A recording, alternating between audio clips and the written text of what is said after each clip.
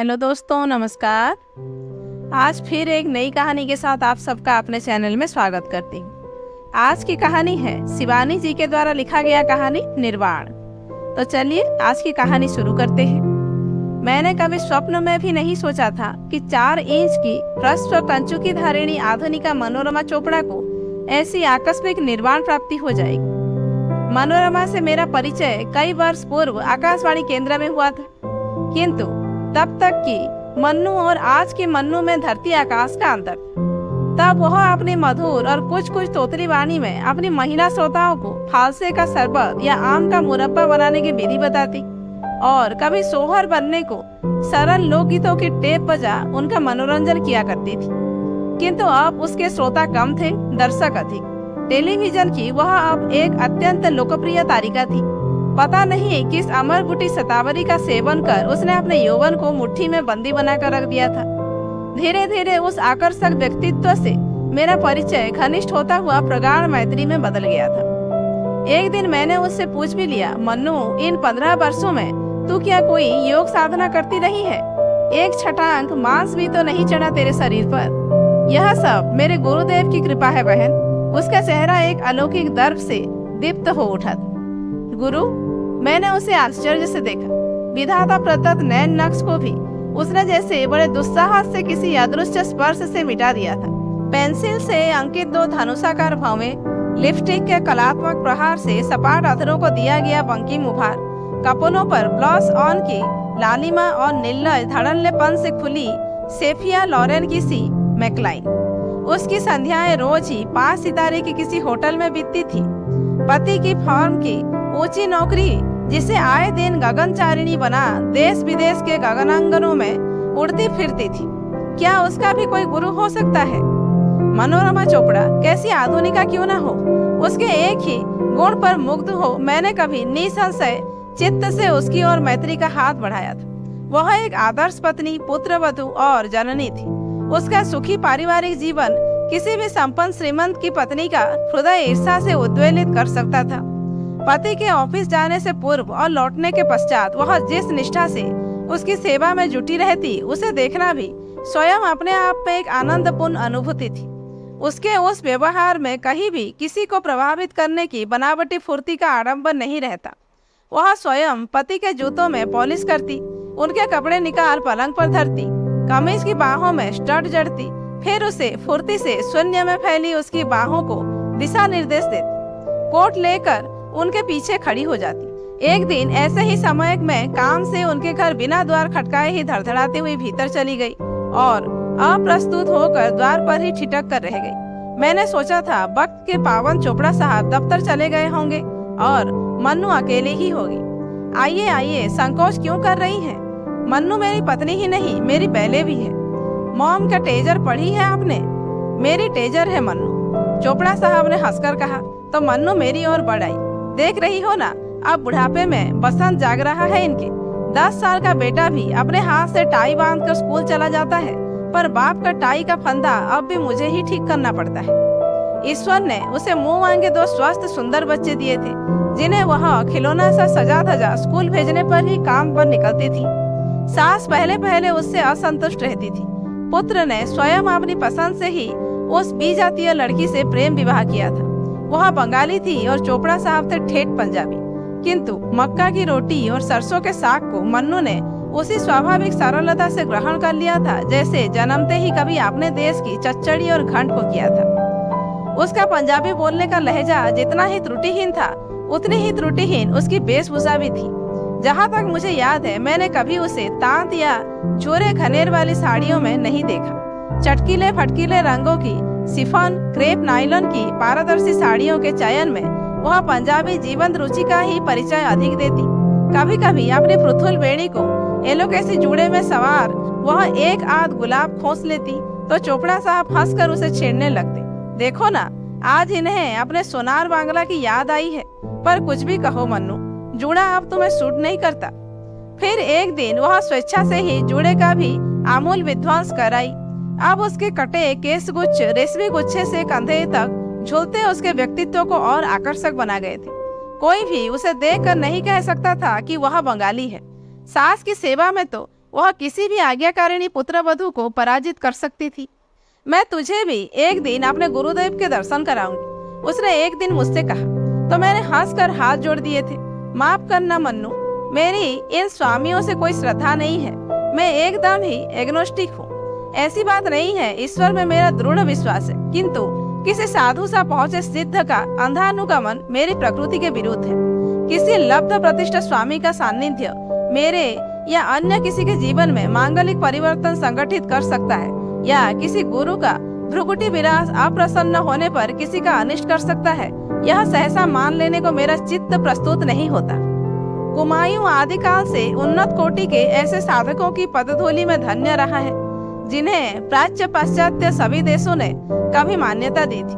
मैं अब भी अवसर पाते ही वर्षों पूर्व समाधिस्थ हुए एक ऐसे ही साधक की प्रस्तर मूर्ति के दर्शन करने जाती हूँ, और जब भी दर्शन कर लौटती हूँ, लगता है अपार्थिव रूप से ही उनके वरद हस्त का शीतल स्पर्श मुझे फूल सा हल्का बना गया है।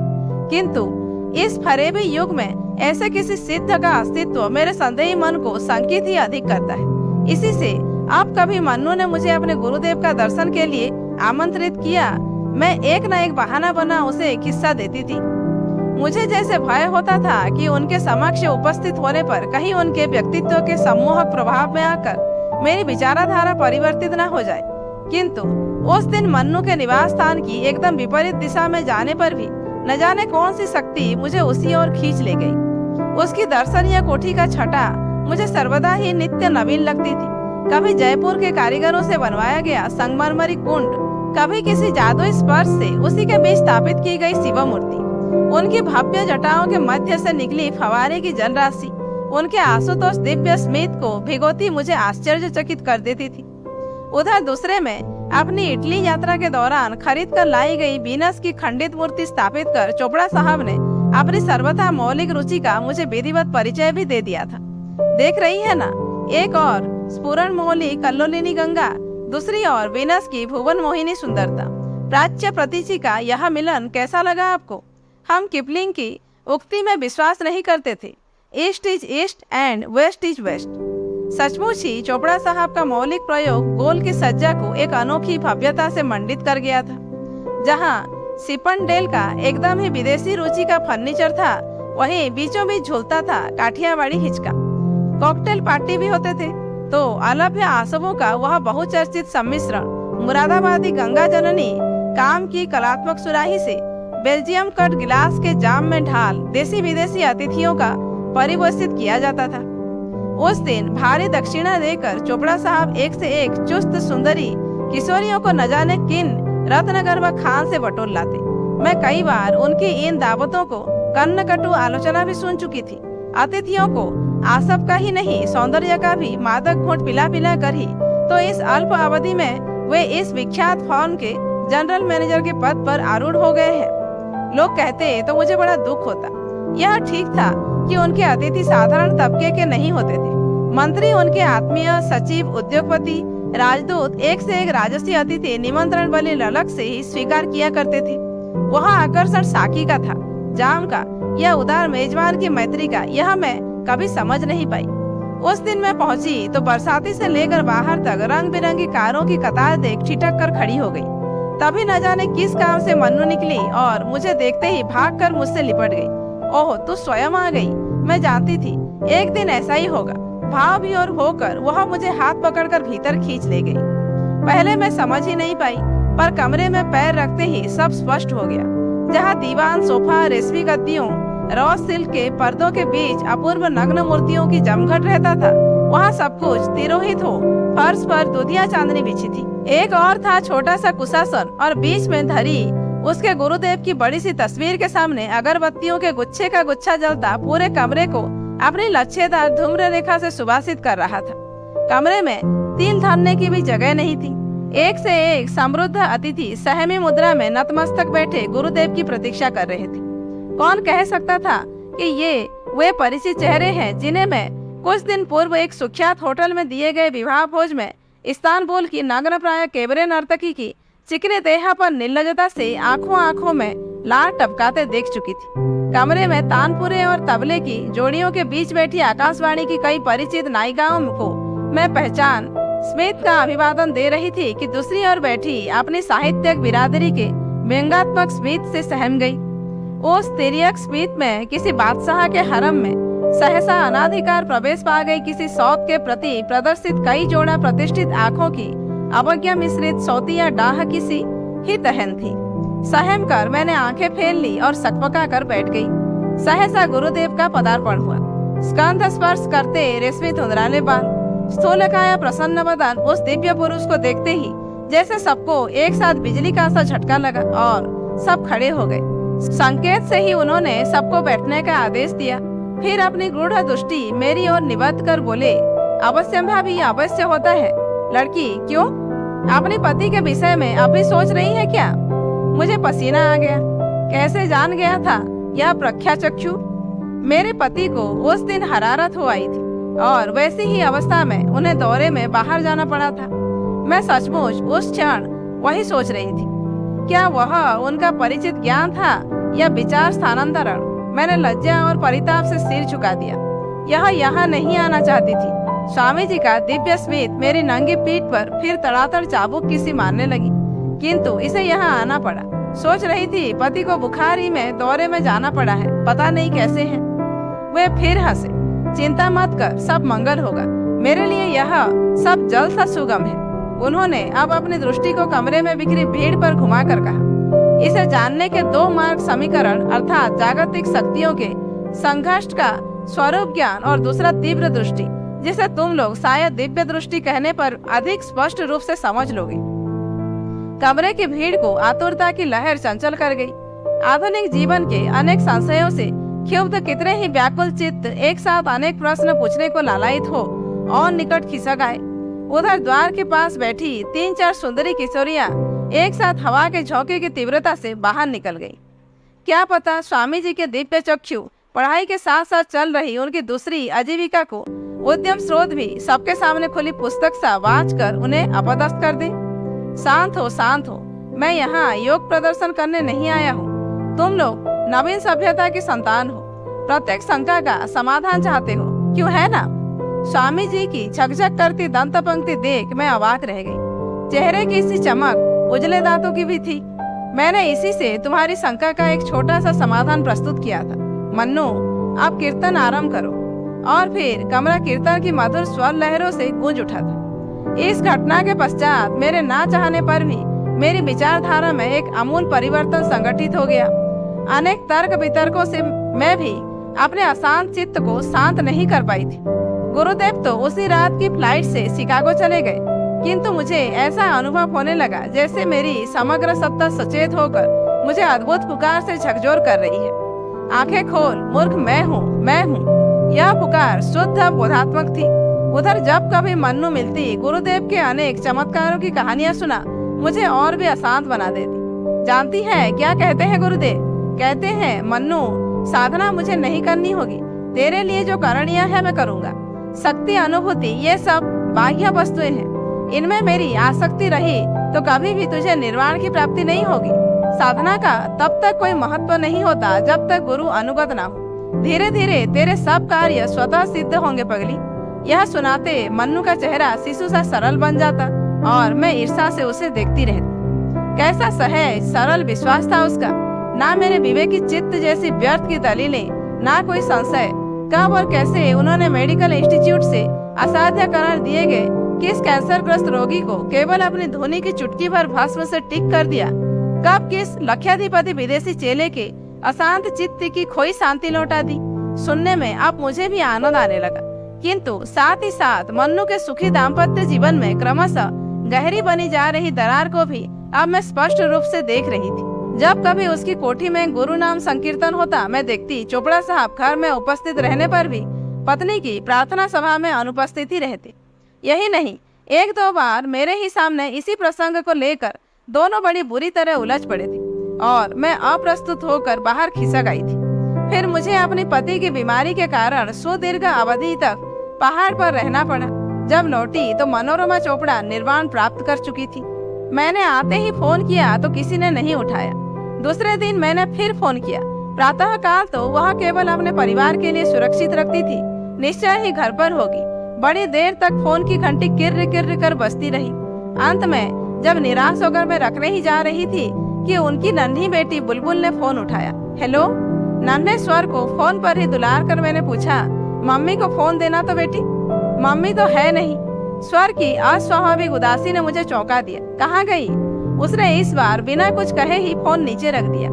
ऐसा तो वह पहले कभी नहीं करती थी। मन्नू ने नम्रता और शिष्टाचार की घुट्टी तो अपने बच्चों की जन्म घुट्टी ही में घोल कर पिलाई थी। उसी दिन फिर मैं स्वयं ही उसकी कोठी पर पहुंच गई थी। स्वार्थ कुछ मेरा भी था।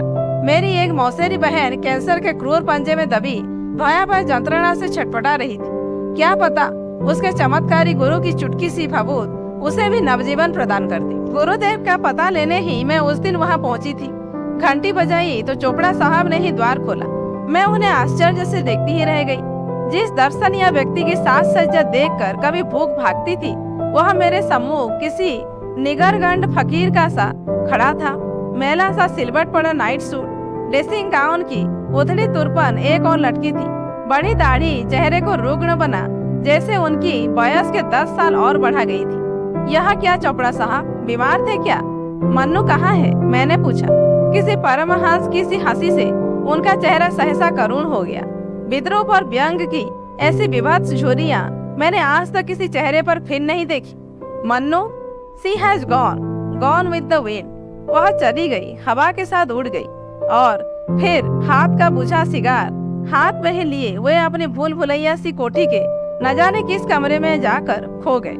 भीतर जा, माताजी से सब कुछ सुन मैं स्तब्ध होकर घर लौट आई थी। मन्नू ने इधर अपनी सुखी गृहस्थी की लक्ष्मण रेखा स्वेच्छा से ही लान कपटी रावण का हाथ पकड़ लिया था। पहले भी कई बार उसके पति से इन्हीं गुरु को लेकर झड़प हो चुकी थी। आए दिन उसके साथ धार्मिक गोष्ठियों में भाग लेने देश विदेश की खाक शांति मन्नू पति पुत्र पुत्री सबको भुला बैठी थी। खोतीनू कुछ खिला दिया सी गुरुदेव बच्चे ने। माताजी के आंसू उनके अनुभव की झुर्रियों पर टपकते एक पल को उन्हें विह्वल कर गए। फिर उन्होंने मन्नू के दुर्भाग्य का पूरा प्रकरण मुझे सुना दिया। एक दिन पुत्र को तीव्र ज्वर में छोड़ वह अपने गुरु के साथ तिरुपति जाने लगी तो उसके पति ने उसे उसके गुरुदेव के सम्मुख ही डपट दिया था। संजय को तेज बुखार है, बेबे का भी ब्लड प्रेशर कल से बहुत बढ़ गया है। ऐसे में तुम नहीं जा सकती मन्नू। मन ही मन क्रोध से जला भुना जा रहा था, पर स्वर एकदम शांत और निरुद्वेग। पर उस मत्था साड़ी के सिर पर तो गुरु का जादू चढ़कर बोल रहा था, नहीं मैं जा रही हूँ, गुरु मेरे साथ है, संजय का कोई अनिष्ट नहीं हो सकता, मैं उसे भभूत लगा जाऊं। मन्नू, इस बार पति का पौरुष उसके कंठ स्वर में तीव्र होकर गूंज उठा। तुम बिल्कुल नहीं जाओगी। अगर गई तो फिर दरवाजे तुम्हारे लिए लाख खटखटाने पर भी कभी नहीं खुलेंगे, सोचो। माताजी ने लपक कर द्वार की ओर बढ़ रही बहू को बाहों में भर लिया था। मत जा बेटी। अरे इसका गुस्सा बड़ा बेढब है, मैंने तो इसे गर्भ में रखा है। मन्नू जो कहेगा वह करके रहेगा। महाराज आप ही समझाइए इसे। विह्वल से होकर बहू को छोड़ माताजी हाथ बांधे अब तक प्रस्तर मूर्ति से खड़े स्वामी जी के सम्मुख दोहरी हो गई थी। किंतु कैसा आश्चर्य था कि एक सुखी संपन्न परिवार की नींव में जानबूझकर ही डायनामाइट सुलगाता वह संसार त्यागी रहस्यमय स्वामी चुपचाप खड़ा था। मम्मी मम्मी, बुखार में पड़ा संजय तभी कमरे से उसे जोर जोर से पुकारने लगा। कसाई भी होता तो शायद पसीज जाता बेटी। माताजी दुपट्टे से आंखें पोंछती कहती जा रही थी, पर वह अभागी नहीं पसीजी। मैंने रोकर हाथ पकड़ लिया, पर उसने झटका देकर छुड़ा लिया और तेजी से बाहर निकल गई। बाहर स्वामी की कार खड़ी थी। दोनों कब बैठे और कब गए फिर हम जान भी नहीं पाए। शायद उसी के साथ साथ हम पर भी कुछ मूड चला गया था अभागा। फिर उसका वह सर्वनाशी पत्र एक दिन किसी घातक भूकंपी धक्के के आकस्मिक प्रहार से उसकी गृहस्थी के बचे खुचे खंडहर को भी भर भरा कर भूमिसात कर गया। आप लोग मेरा मोह छोड़ दे।